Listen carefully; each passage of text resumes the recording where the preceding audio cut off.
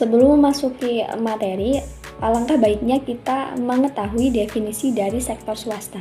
Sektor swasta merupakan bagian dari perekonomian yang terdiri dari perusahaan, bisnis, atau organisasi yang dimiliki dan dioperasikan oleh individu atau kelompok, bukan oleh pemerintah. Dalam sektor ini, aktivitas bisnis dilakukan dengan tujuan mencari keuntungan. Sektor swasta terdiri dari berbagai macam perusahaan dan kegiatan yang memiliki kesamaan dalam mengejar keuntungan di pasar yang lebih ataupun kurang kompetitif. Beberapa contoh sektor termasuk perusahaan manufaktur, perdagangan, jasa, teknologi, dan industri lainnya.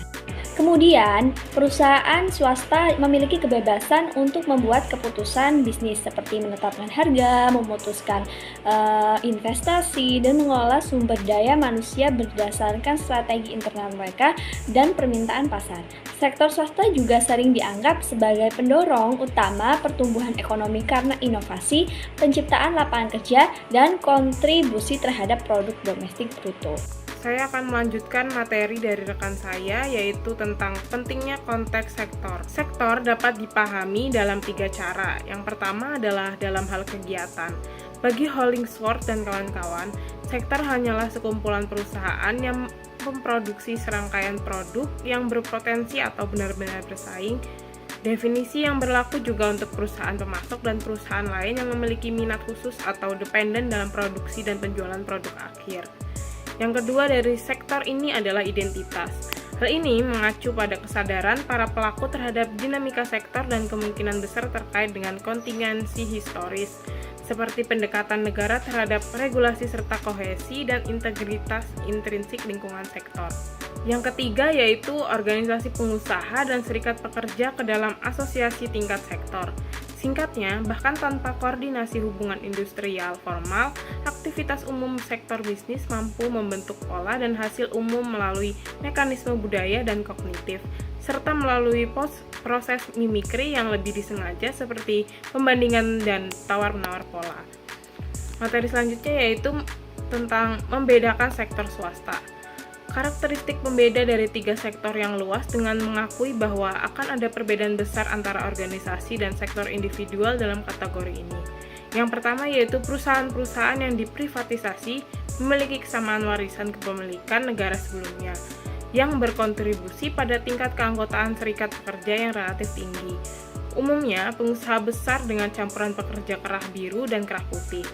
Sebagian besar perusahaan ini menyediakan layanan publik yang penting seperti energi, transportasi, atau komunikasi. Oleh karena itu, visibilitas politik tinggi seperti halnya kapasitas mengganggu serikat pekerja.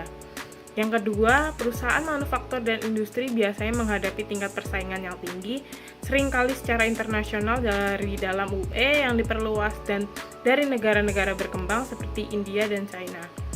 Sistem manufaktur baru diarahkan pada peningkatan kualitas yang berkelanjutan dan respon pelanggan jangka pendek. Organisasi serikat pekerja terkonsentrasi di perusahaan dan tempat kerja yang lebih besar, dengan hanya 1 dari 5 tempat kerja atau 2 dari 5 karyawan sekarang tercakup oleh perundingan bersama. Mobilitas modal, rekonstruksi, dan rasionalisasi berarti bahwa serikat pekerja manufaktur semakin defensif bahkan sebelum dimulainya resesi pada tahun 2008. Yang ketiga yaitu layanan swasta juga merupakan sektor yang kompetitor, dengan jangkauan perusahaan yang kecil dan besar yang lebih luas. Fragmentasi tempat kerja dan pergantian tenaga kerja berarti bahwa organisasi serikat pekerja sulit dan keanggotaan sangat rendah di sektor-sektor seperti retail, horeca, atau hotel, restoran, dan catering, serta rekreasi dan pariwisata. Baik, untuk materi selanjutnya yaitu hubungan industrial di sektor manufaktur. Sejarah sektor manufaktur di Inggris menunjukkan dinamika yang kompleks. Meskipun kontribusi manufaktur terhadap produk domestik bruto atau PDB menurun dari 27% menjadi 14% dalam 25 tahun terakhir, output terus meningkat menjadikan Inggris produsen terbesar ke-6 global. Jumlah lapangan pekerjaan di sektor ini juga menyusut dari 7 juta menjadi 3,5 juta. Adapun poin pertama yang akan saya bahas adalah mengenai perubahan struktur dan persaingan global. Sektor-sektor seperti tekstil mengalami penurunan signifikan sementara industri farmasi dan kedirgantaraan menunjukkan pertumbuhan globalisasi, khususnya dengan kebangkitan ekonomi negara-negara BRIC memberikan tantangan dan peluang bagi produsen Inggris. Poin selanjutnya yang akan saya bahas adalah mengenai keseimbangan keterampilan dan praktik kerja. Sektor manufaktur saat ini didominasi oleh pekerjaan berketerampilan rendah, meskipun ada dorongan untuk menerapkan sistem kerja kinerja tinggi atau HPWS yang fokus pada pelatihan dan keterlibatan karyawan. Kemudian poin selanjutnya yaitu mengenai hubungan industrial dan serikat pekerja. Di banyak sektor, terutama di perusahaan kecil, serikat pekerja memiliki pengaruh yang sangat terbatas. Selanjutnya, hubungan industrial di sektor swasta. Privatisasi dimulai di bawah pemerintahan Margaret Thatcher pada tahun 1979 sampai dengan 1990 dan John Major pada tahun 1990 hingga 1997.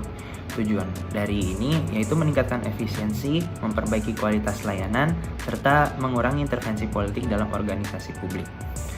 Ada beberapa sektor utama yang diprivatisasi termasuk telekomunikasi, energi, transportasi, dan juga manufaktur. Contohnya seperti British Telecom, British Gas, British Airways, dan British Steel. Lalu dampaknya terhadap hubungan industri yaitu privatisasi menekankan efisiensi dan kontrol biaya, memberikan dampak perubahan besar dalam ketenaga kerjaan, organisasi kerja, serta syarat dan kondisi kerja. Serikat pekerja menjadi terdesentralisasi dengan perjanjian yang kolektif yang digantikan oleh negosiasi di tingkat perusahaan. Akan tetapi, kepadatan serikat masih relatif tinggi, namun meningkat di sektor yang diprivatisasi dengan dampak signifikan, seperti perkeretaapian dan utility.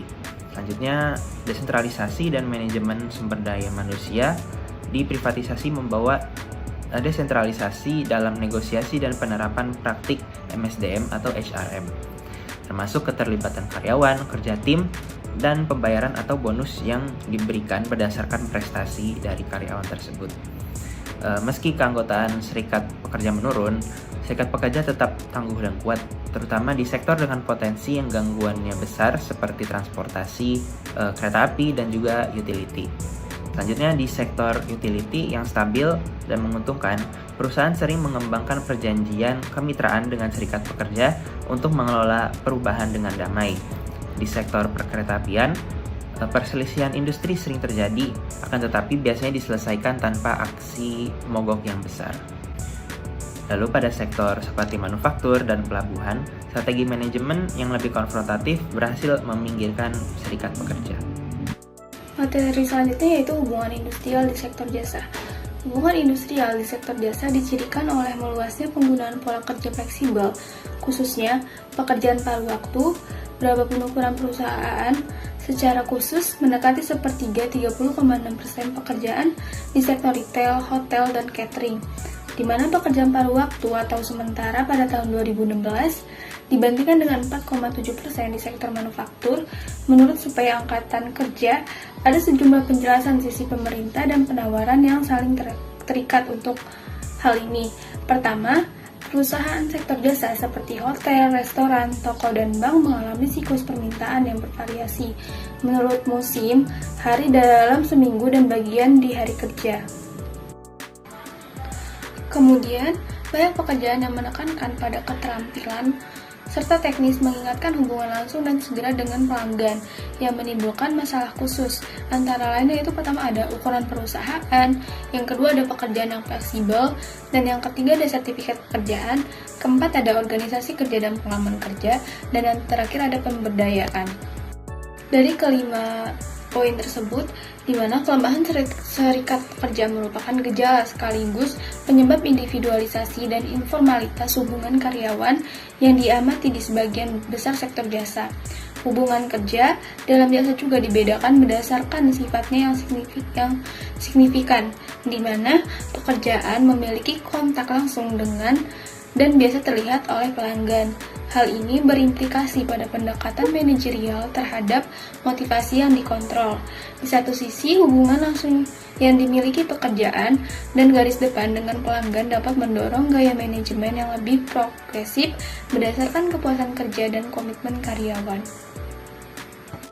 Baik, selanjutnya kesimpulan. Pada bab ini menyoroti dua hal penting terkait ketenagakerjaan dan hubungan industrial di sektor swasta Inggris. Pertama, terjadi penurunan signifikan dalam hubungan industrial formal, di mana sebagian besar perusahaan tidak terlibat dengan serikat pekerja, yang juga kehilangan pengaruh terutama di luar perusahaan yang diprivatisasi. Kedua, terdapat perbedaan pola ketenagakerjaan dan regulasi pekerjaan antara sektor-sektor yang dipengaruhi oleh strategi kompetitif dan kontingensi. Hubungan industrial di sektor swasta mengalami kemunduran besar sejak era Thatcher. Regulasi ketenagakerjaan dikendalikan oleh manajemen dan peran serikat pekerja dalam perundingan kolektif serta representasi semakin melemah.